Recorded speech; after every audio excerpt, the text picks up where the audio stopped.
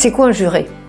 Il faut toujours demander, il faut commencer par définir notre rôle pour savoir ce que c'est.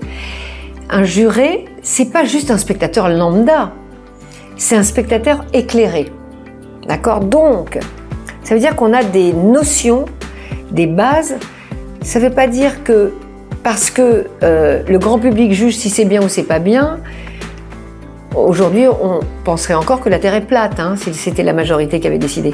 Donc, il y a quand même des gens éclairés qui ont dit non, la Terre est ronde. Voilà. Bon, il y a toujours 2-3 flatistes qui pensent toujours que c'est plat, mais bon, bref. On va pas parler de cela. Mais on a bien compris que quand même c'était très très rond. Je veux dire par là que la majorité n'est pas un critère de valeur. Je veux dire aussi qu'il faut donc être un peu éclairé.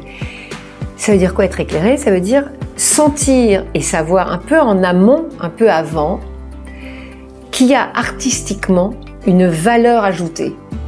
Si c'est pour voir une énième histoire d'un truc qui m'a... Ah bah moi ça m'a plu.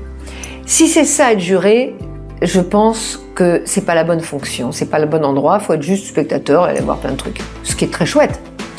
C'est pas juste ça m'a plu, il faut quand même avoir des arguments. Ça suffit pas pour moi ça n'est pas possible.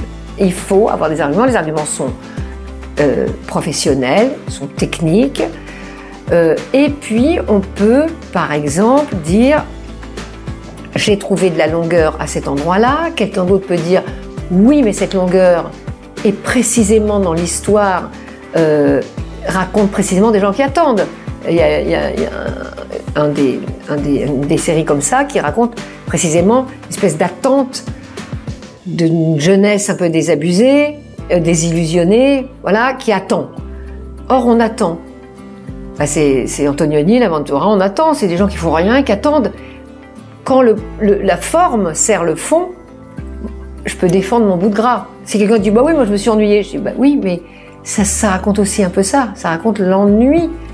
Donc, je veux dire par là que les arguments peuvent être plus forts quand on a évidemment des références.